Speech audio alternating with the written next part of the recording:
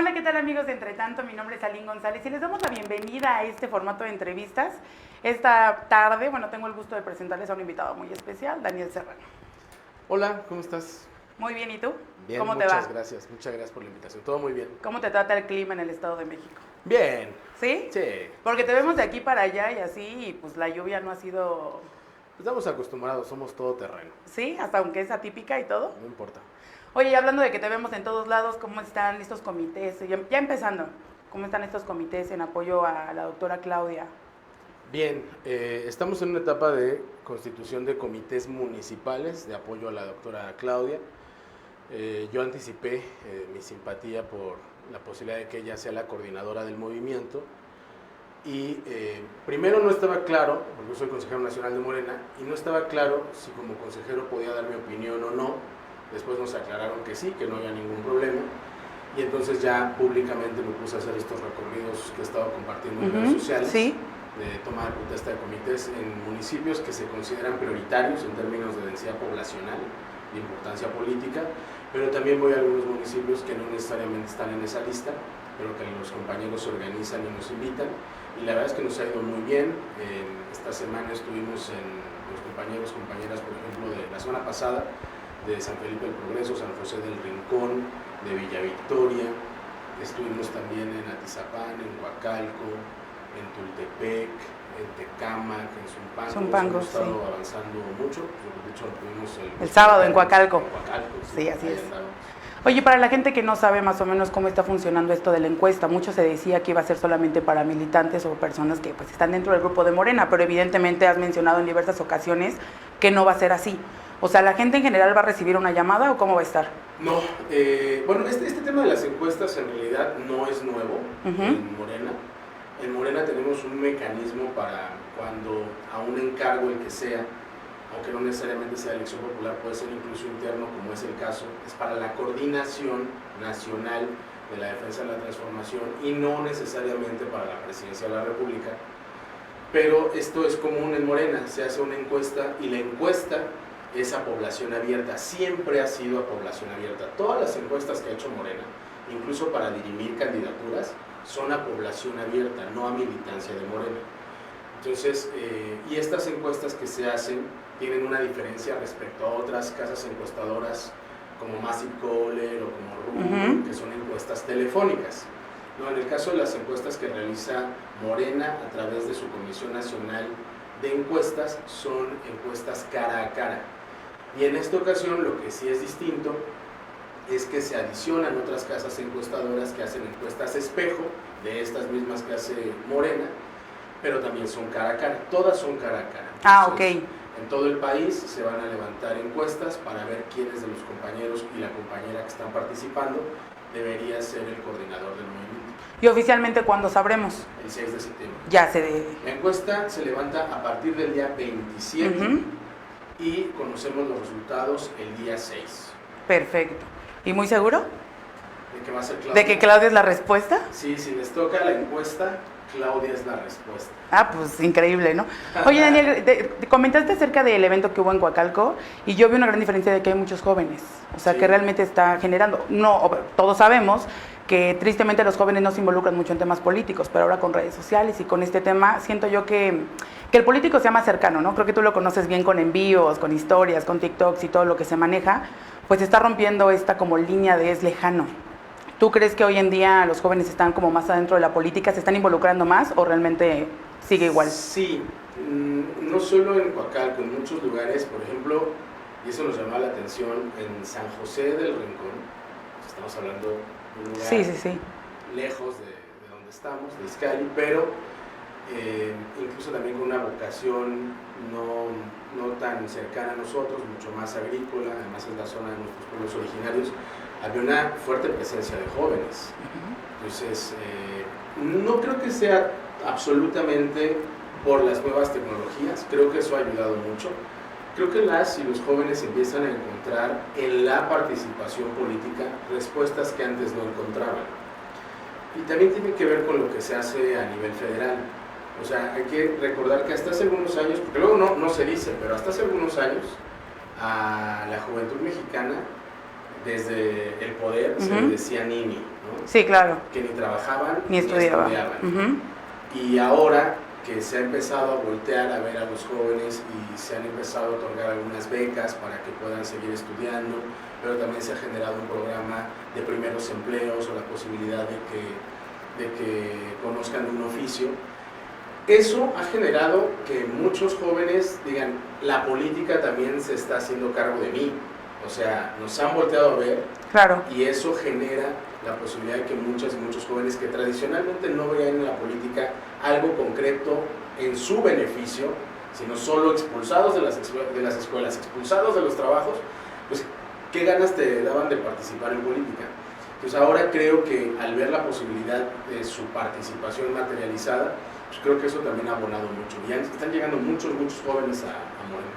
Y justo lo que estás mencionando de que están llegando más, también vemos que estos líderes sociales están apoyando mucho a la juventud. En tu caso en Cuautitlán Izcalli, bueno, pues ahí hemos visto que estás apoyando tanto al deporte como cultura o como cosas así.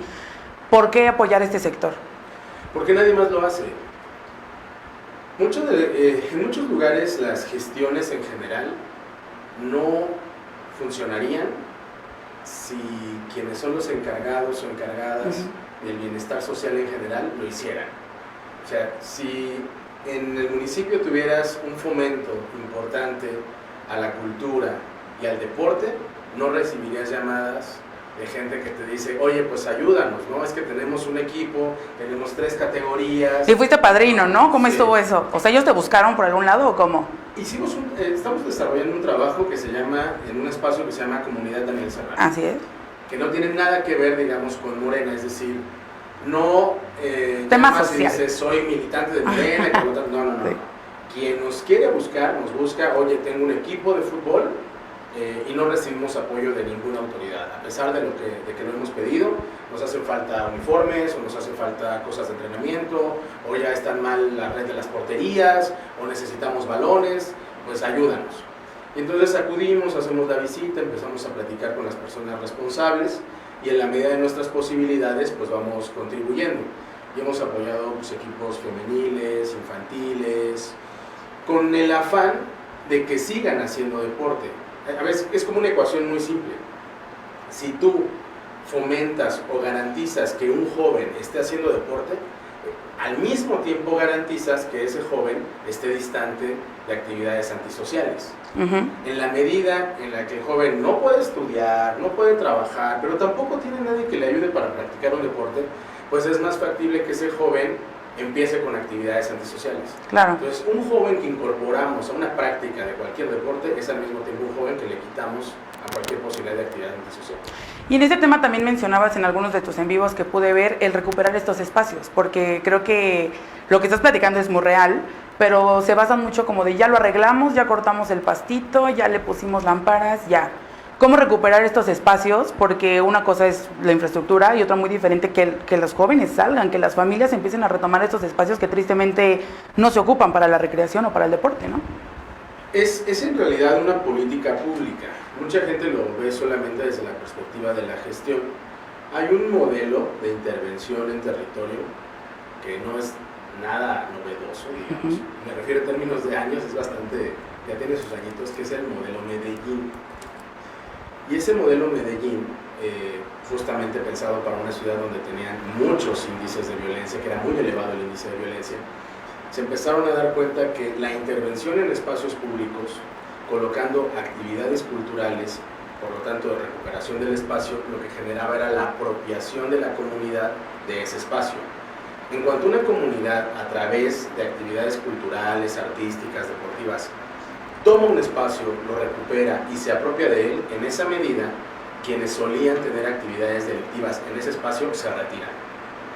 Es decir, hay dos formas de enfrentar la inseguridad. Una es el legítimo uso de la fuerza que tienen las autoridades, pero otra también es la apropiación del espacio público. Entonces, nosotros contribuimos un poco en eso. Mucha gente lo hace. Apenas me mandaban, por ejemplo, un video, personas de consorcio, ¿no? Y me decían, oye, ayúdanos con unos moscos, con unas desbrozadores, digamos, o con cierta herramienta y pintura para recuperar el área de nuestros maceteros. Porque aquí vienen y se juntan y como está todo crecido y abandonado, En cuanto empiezas a podar y en cuanto empiezas a pintar y la gente tiene condiciones de salir o de hacerse cargo de sus propios juegos y darle mantenimiento, en esa medida se van replegando. Entonces, y ya desde luego después tendrá que venir una intervención de la autoridad específica para, si hay un delito, perseguirlo. Pero el modelo de intervención en comunidad tiene que ver con eso, con no solo, como tú bien dices, limpiar el lugar. Exacto. O embellecerlo, remozarlo, sino dotarlo de actividades para que la comunidad se apropie de él. Pues sí, otra cosa que también mencionas, y justo lo acabas de comentar, es el tema de danza o cultura o estas cosas que la verdad los municipios no le ponen empeño. O sea, es muy difícil que permee la cultura o eventos culturales. También en Comunidad Daniel Serrano, bueno, pues ahí vemos videos que estás platicando con personas que hicieron murales y también. ¿Cómo impacta esto realmente a la sociedad o a las juventudes? Impacta, mira, hicimos una intervención en Infonavit Norte. Y lo primero de lo que empezamos a darnos cuenta es que la gente ya daba por sentado el estigma que había sobre la comunidad. La gente de entrada fue así de verdad lo van a hacer aquí, porque además es, no sé si lo han visitado, si no vayan a visitarlo, pero es una pieza que hizo un artista plástico que se llama Dan Silva. Dan Silva pues, es un compañero de talla internacional y es un mural, pero es un mural con una técnica especial que es el grafiado, es decir, es como si fuera un relieve, no solo es la pintura, sino es una suerte de relieve que se hace con mucho cuidado, con alambre, con pinceles, con muchas cosas. Y desde el inicio la gente nos decía, ¿de verdad lo van a hacer aquí? Es que aquí nunca hacen nada. Sí, aparte sí tiene un estigma de lo van a echar a perder en 3 segundos. Claro, no pintan las guarniciones, no podan el pasto, porque dicen que somos una comunidad insegura. Y como somos inseguros, pues entonces la autoridad municipal no invierte aquí. Y bueno, pues claro que lo vamos a hacer aquí, se hizo en la biblioteca. Y la comunidad participó en la discusión de qué imágenes querían. Se juntaron padres, madres, niños. Votaron todos. Hubo encuesta también ahí. Todo. Entonces ahí se pusieron de acuerdo en qué imágenes querían. Decían, una cosa que nos representa mucho es el fútbol. Entonces está ahí plasmado el tema del fútbol, pero tienen un colibrí, tienen muchas cosas. Y entonces, además, no solo participaron en la definición de los temas, después se dio un taller para que las niñas y los niños participaran haciendo propiamente el mural. Y entonces eso sí es una distinción, porque entonces la comunidad cuida, porque es su mural, ellos lo diseñaron, ellos lo hicieron, pues ellos lo cuidan. Y el propio Dan les dio algunas recomendaciones mínimas y les dejó algo de pintura para, si ven que algo se lastima, váyanlo retocando, váyanlo manteniendo, y cualquier cosa me avisan y yo ven, o sea, ese proceso es justo lo que se requiere en las comunidades. La posibilidad de incorporar cultura, arte, es un eje transversal. O sea, no sucedería lo mismo si tú vas a incluso pavimentar, ¿no?, un lugar y va a haber afectaciones en esa zona. No sucedería de la misma forma si le das tú incluso a la ciudadanía información de lo que va a suceder a través de actividades culturales. La cultura tiene que estar presente prácticamente en toda política pública que desempeñes desde el ejercicio del poder. Me queda claro, pero mira, siento que este tema es como las ciclovías. Está muy padre la idea, se plantea muy bien, pero si no hay una educación vial, pues es complicado, ¿no? En el Cuautitlán Izcalli se hacen ciclovías, pero pues tenemos combis que van por la banqueta. Entonces, ¿qué le hace falta a Izcalli para que empiece a adaptar esta cultura, para que empiece a hacerse pues más responsable de sus raíces, de los pueblos, de todo esto? ¿Cómo permearía realmente? Pues voluntad. Lo que le hace falta a las políticas públicas son voluntad y consenso. O sea, la política pública se consensa con la comunidad, no se impone en la comunidad. En la medida en la que tú platiques con las comunidades de las políticas públicas a implementarse ahí, en esa medida no te vas a equivocar. Pero si llegas así muy sesudo y porque tus asesoras y tus asesores te dijeron que esa era la cosa más chida y llegas y se las impones, pues en esa medida no va a haber resultados. Lo que hace falta es voluntad y consenso social. Muchas de las comunidades están dispuestas a esa participación. Apenas fuimos a entregar unos balones de voleibol a Infonavit Centro. Ujú. Y has ido seguramente a las canchas. Justo la que tiene el arcotecho, o sea, nomás para que vean luego cómo hacen las cosas. La que tiene el arcotecho es la que está hasta abajo. ¿Eso qué quiere decir? Que entonces todo el agua de las canchas de más arriba escurre y termina anegando en la última cancha que sí se puede utilizar porque es la que tiene el arcotecho. Sí. O sea, es una cosa como tan simple. ¿Por qué no hicieron el arcotecho en la cancha más De arriba, alta? claro. Entonces evitas ese tipo de inundaciones. Pues tiene que ver con esta premura, con esta soberbia, con esta ligereza con la que se implementan políticas públicas. Tiene que haber conciencia, tiene que haber diálogo con la comunidad y puedes salir adelante. Entonces, nosotros estamos convencidos de que ese es un mecanismo que puede acompañar toda política pública y sí, requieres también inversión. Claro. No puedes decir que te importa el deporte, que te importa la cultura, pero no quieres poner un peso. Justo en los programas que seguramente has visto, platicamos mucho con los artistas, ¿no? Y los artistas, una de las cosas de las que se quejan es de que muchas veces te dicen, te invitan a una muestra, ¿no? A que hagas algo, y como artista te dicen, ya te estoy dando chance de que expongas, ¿no? Sí. O sea, como si te hicieran el favor, ¿no? Saludos, por cierto, a Daniel Bravo, ¿no? que es alguien de quien se queja mucho de esto. Y es verdad. Sí. Entonces, pues tienes que entender que la producción cultural y artística es como cualquier otro trabajo. Claro. Entonces merece una retribución. Y entonces dicen que si no está reflejado en el presupuesto, pues no hay voluntad sobre eso. Pues es complicado, ¿no? Sí. Oye, el otro tema que quería platicar contigo es toda esta información que se está manejando en redes, quedándonos en el tema de jóvenes. Esta entrevista vamos a quedarnos en el tema de jóvenes. Se maneja muchísima información hoy en redes, tanto fake news como no, como verdad, como tendenciosas, ¿no? Porque a veces es real, pero pues la verdad es que como medios hasta buscas la cabeza más tendenciosa para que pegue. ¿Cómo lo ves tú? No, pues es que... No, miren, yo creo realmente... Creo realmente que, no sé si les ha pasado que lees como la cabeza y te metes a la nota y no dicen nada de lo que tiene que ver esta cabeza. Pero pues desgraciadamente la gente como que se engancha, se pica y por lo menos generas que ahí lea el primer párrafo. Entonces esta información, y aparte bueno, con las nuevas tecnologías, ¿no? Ya podemos ver ahí inteligencia artificial, las fotos de Donald Trump que fueron una locura y empezaron a afectar porque eran falsas. ¿Cómo ves este tema en general? O sea, en tema político, evidentemente, bueno, malo, ¿está afectando realmente?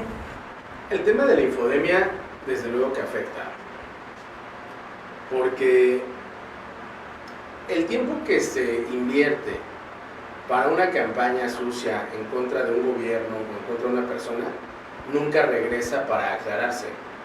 Sí, no, es hasta como el TikTok, ¿no? Primera parte, la segunda ya no la vimos, o sea, lo que se dijo, se dijo. Y mucho tiene que ver con este proceso que tú misma planteas, fíjate. Ahora hay, hasta en términos de programación, la necesidad o sitios web que miden el tiempo que pasas en la nota. Sí. Y entonces dices, si no coloco una cabeza que los obligue a leer la nota, entonces ya tengo una afectación como modelo de negocio en términos de comunicación. Claro. Y entonces, pues se cede a poner una cabeza que quizá... tendenciosa. Que no dice, que no refleja, digamos, lo que en realidad dice el texto, ¿no? Pero eso es algo que está obligando la presión tecnológica. Ahora, puedes tener una cabeza tendenciosa, pero tenemos otros casos donde ponen noticias que son evidentemente falsas. Sí. Y esa inversión que hay en términos tecnológicos, de tiempo, de recursos, de esfuerzo, no se ponen después para aclarar. Aquí nos pasó, pues tú te has de acordar, la guerra sucia que hubo incluso en mi contra, ¿no? Que una investigación en la fiscalía, que no es discal, y por todos lados aparecieron páginas que ya luego nadie se hizo cargo de ellas, ¿no? Para decir, no, es que se dice esto. Y las campañas negras tienden mucho, se manejan bajo una premisa. La mentira, cuando no mancha, tizna. Claro. Entonces, por lo menos les vamos a dejar la duda de que quizás sí ocurrió. Pero siempre ha existido la grilla política en general, ¿no? ¿Cuál es la diferencia hoy con la infodemia? O sea, la grilla política, pues... Sí. Las redes sociales se convirtieron en nuestras plazas públicas. Hoy en día está aquí. Sí, no, porque antes la plaza pública es genuina. Claro. Es decir, tú la llenas con personas. Y en términos tecnológicos, Puro no bot. necesariamente es genuino. Sí. Tienes bots, pero además tienes páginas creadas ex profeso. Ves muchas de las páginas que se crean para campañas sucias y son páginas que crearon una semana antes. A las Sí. que tienen cero tráfico, digamos, pero que cuando ves sus campañas publicitarias hay miles, cientos de miles y hasta millones de pesos involucrados ahí. Entonces ese no es un ejercicio legítimo, ese es un ejercicio deliberado para hacerle daño a una opción política o a un personaje. Y ahí es donde creo que las y los jóvenes están empezando a distinguir qué sí les suena, ¿no?, a verdad y qué no. O sea, muchas veces en medios de comunicación, y yo se los digo, y yo sé que afortunadamente contigo se puede hablar de eso, no pasa nada, pero se los digo a algunos... Me voy a enojar, Daniel, me voy a enojar. Algunos compañeros periodistas y se molestan. Yo les digo, con muchos medios de comunicación yo ya no apelo a que digan la verdad. Yo apelo a la verosimilitud. Si no es la verdad, por lo menos que parezca verdad, ¿no? O sea, dicen unas cosas, hay unos disparates. Entonces, creo que los jóvenes empiezan a identificar esas conductas en los medios y a ir soltando a quienes de manera recurrente recurren a la fake news y empiezan a apegarse a otros medios donde pueden informarse de mejor manera. Y eso va a obligar a un modelo de negocio, ¿eh? Claro. O sea, los medios cada vez van a tener que poner más atención en sus contenidos que en las propias dinámicas de sus financiamientos, porque también los financiamientos terminan dando una agenda política. Muchos hablan de, no, es que el periodismo es objetivo y es que nosotros solo decimos lo que está ahí en el ambiente social, pero hay N cantidad de agendas que son evidentemente marcadas por intereses económicos. Te pongo un ejemplo. El caso de lo que estamos viviendo en Morena. Ajá. Hay una declaración de Marcelo. Sí, vámonos. Una declaración de Marcelo y le dan vuelo todos. Llega a ver en el propio municipio o en cualquier municipio vecino una declaración de un morenista que muestre sus diferencias con otro morenista y todos los medios lo sacan. No hay un solo medio que no lo saque.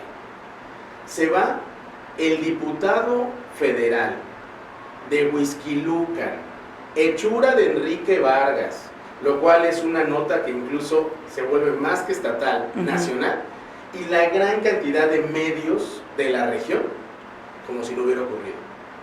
¿Eso no era noticioso? En términos reales, claro que era noticioso, pero también hay una agenda detrás que dice, a ver, eso mejor no lo suban, miren, para otra ocasión, ¿no? Entonces, claro que esas cosas impactan y lleva pues, a los jóvenes a reflexionar quién está hablando de esos temas y quién no, y por qué. ¿Por qué sí es noticioso que Marcelo diga algo sobre la encuesta, pero no es noticioso que 8 millones de personas hayan salido de la pobreza con los recientes datos del Coneval? Porque pues igual y volvemos a lo mismo, ¿no? O sea, la grilla política es lo que jala. Evidentemente no solamente es lo que dice Marcelo, le vamos a ir a preguntar a la doctora, Marcelo dijo esto, y eso es lo que jala. Tienes un programa, un reality show que lo votaron más por Wendy Guevara que por el candidato del PAN, o sea... 18 millones. ¿Cómo te explicas estas tendencias en la ciudadanía? No solo recaen en los medios, muchos criticábamos a las televisoras de nos dan pura basura. Hoy en día, ¿cuánto tenemos y qué vemos? Esta complicación... Esa es una gran comparación. Y claro, y los medios también nos vemos porque dices, esta nota está padrísima de cultura, nadie la va a ver. Tenías que estar buscando la manera, estar pautando, pagando, entonces se vuelve un poco complicado. No solamente es el tema de lo que sucede realmente, que evidentemente es importante, pero muchas veces también topas con pared, ¿no? Por eso te preguntaba lo de la cultura, porque yo decía, a mí me encantaría publicar puras cosas de cultura. Pero es de persistir. No, claro, y por eso ahí siguen, pero ¿estás de acuerdo que es complicado? Volvemos a lo mismo, hay voluntad, pero pues ahí vamos. No culpo solo los medios, sino también es la chamba. Híjole, no sé. ¿No? No sé. Porque, de hecho, mira. Te pongo un ejemplo ahora desde la política. Si uno quisiera viralizarse, por ejemplo, ¿no? Sí. No solo lana, podrías dar una declaración muy escandalosa. ¿Te imaginas todas las cosas? Es tu momento, Daniel. ¿Te imaginas todas las cosas que yo sé?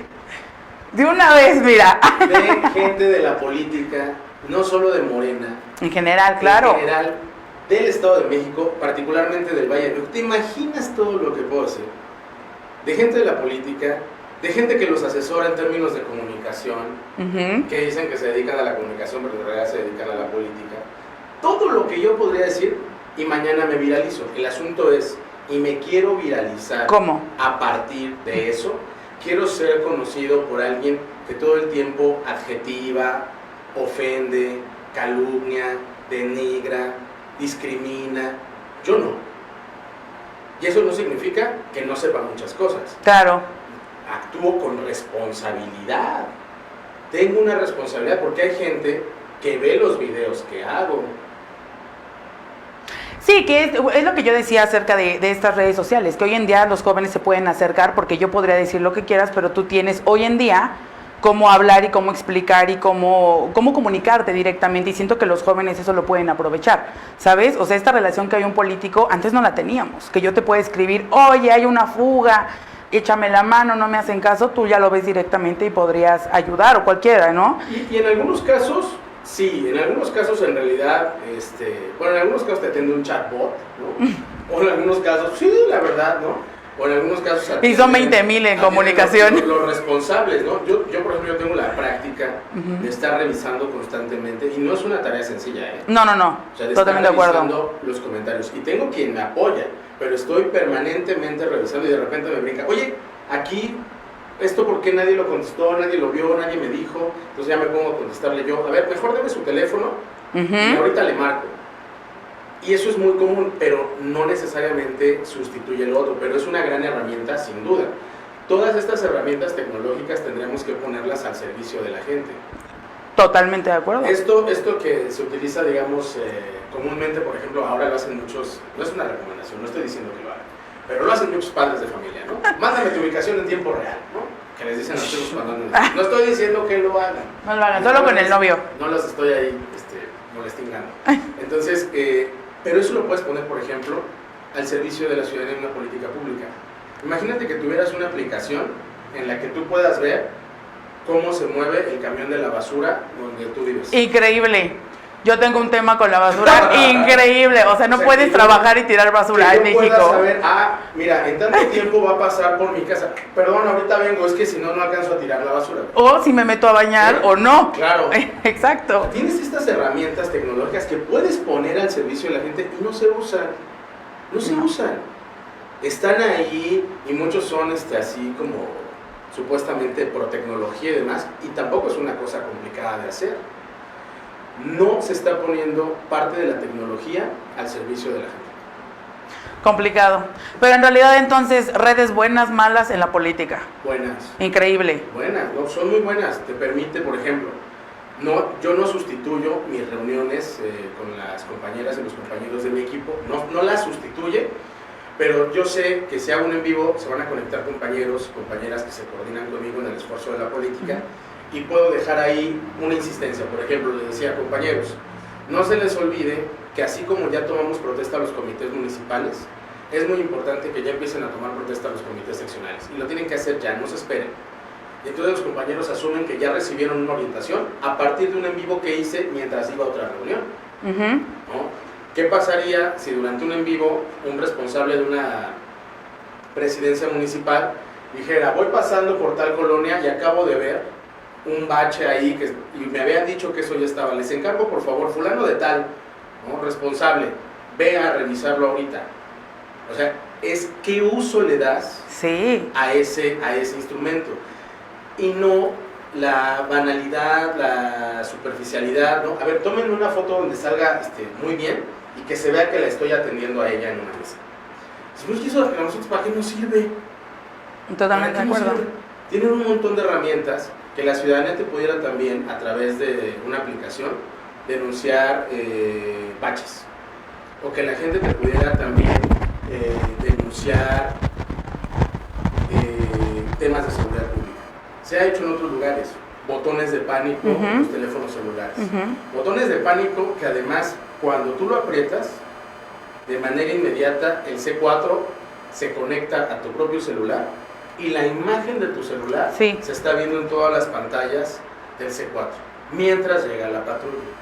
¿no? Entonces, ese tipo de tecnología puesta al servicio del ciudadano, ¿tú crees que un ciudadano no se inscribiría a ese programa? No, claro. Sabiendo que además va a tener un tiempo de respuesta programado para que llegue una primera autoridad respondiente. Entonces, lo que pasa es que se utiliza para otras cosas mucho más cuadradas y no se pone esta tecnología al servicio de la gente. Entonces, las redes sociales, en mi opinión, increíble para el tema de la política. Muy bien. Pues vamos a ver cómo va evolucionando esto. Último tema que quiero tocar contigo. Bueno, viene la transición del Estado de México. ¿Cómo lo ves? Mira, yo estoy muy contenta, te voy a dar mi perspectiva porque es mujer. Siento que hay un tema muy severo porque va a estar ahí, tiene que hacer un buen trabajo. Yo decía ya quien sea, pero tiene que hacer un buen trabajo porque eventualmente van a decir, es que es mujer, porque todos dicen eso. Hoy en día creo que hay una puerta enorme abierta para todas las mujeres que quieren pues un cargo en la política o meterse en este tema, se les está abriendo. ¿Tú cómo ves que va avanzando esto? ¿Cómo ves el futuro del Estado de México? La transición en este momento es una etapa muy limitada. La Ley de Administración Pública del Estado de México no tiene dientes.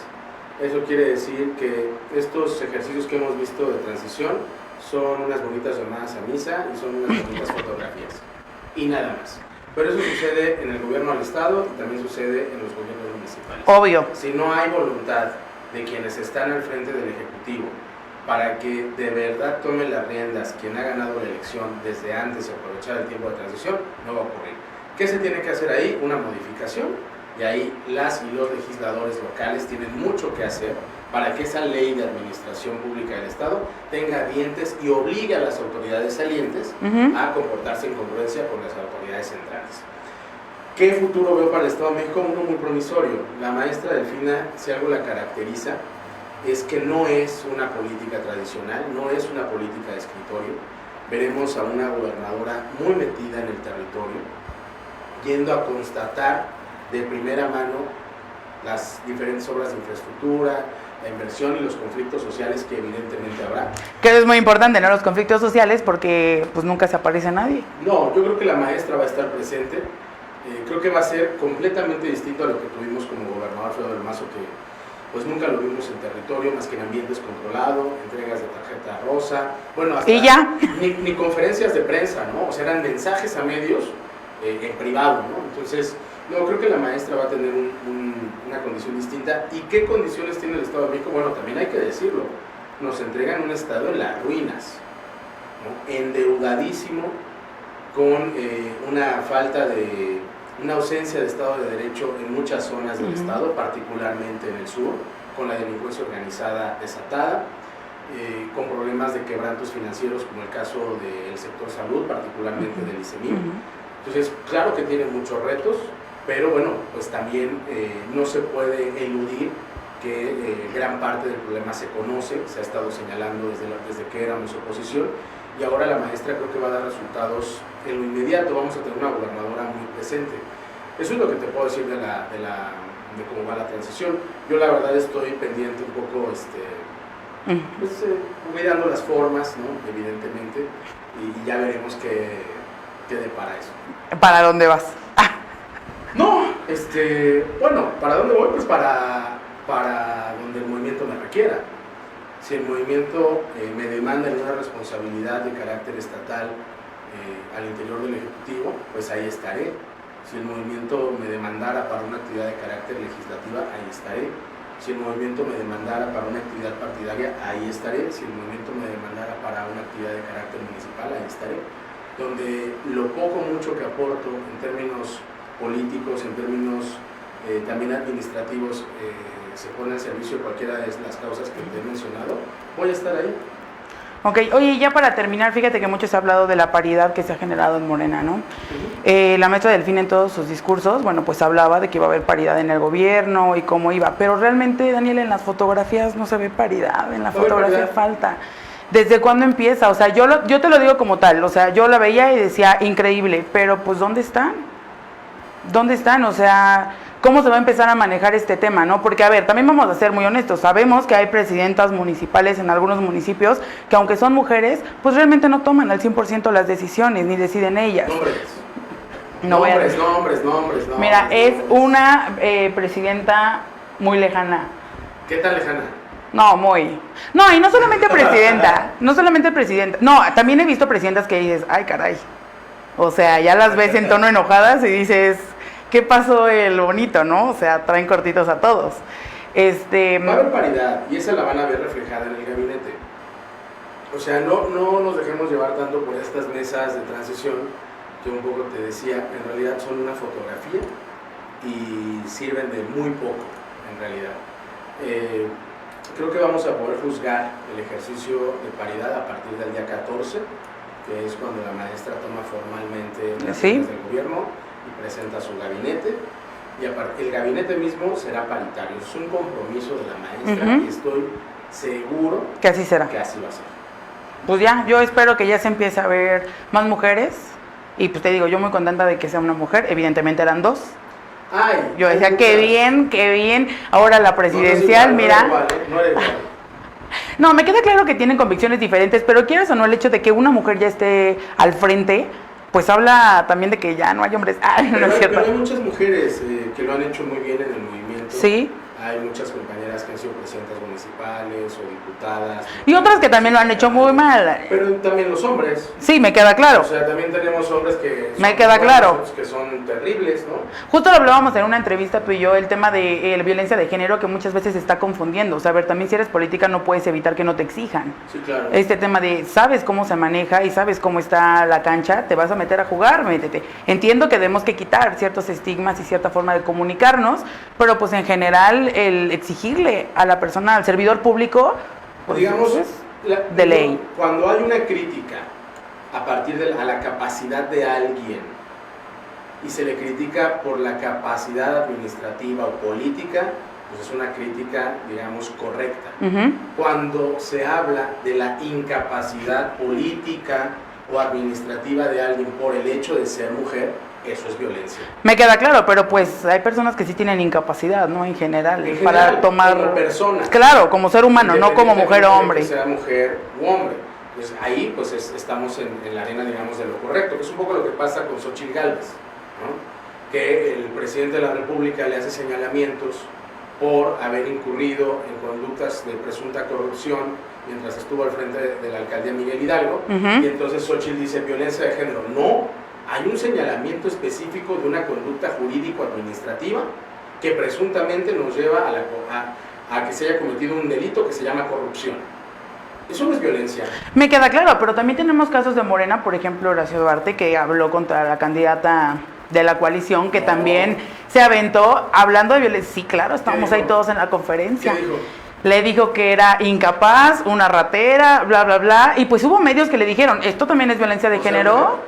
Pues le decía a la candidata de la... ¿Cómo le decía? Un tema ahí que se empezó a hacer viral, de hecho. Sí. Y eso fue, y es muy importante porque además presentaron una denuncia en contra de Horacio y el tribunal lo que decidió es que no se trataba de violencia política. Pero como lo que dicen otros sí, entonces te digo, esta línea donde hay esto sí, esto no. Eso es una candidata sin moral. Ah, sin moral, sí, exacto. No me acuerdo bien. Una cosa sí, no, pues fue trending topic eso. Entonces, ahí lo que está diciendo es una persona que carece de moral. ¿Por qué? Porque tiene señalamientos de corrupción, de malos manejos, de incapacidad, y eso está demostrado con indicadores específicos. Claro, la suspicacia de los medios se dio a partir de los medios, no de la gente. Ay, ya nadie te va a querer, Daniel, puro ataque a los medios. ¿Qué te hicimos? No hay que sustituir a la gente por la opinión del medio.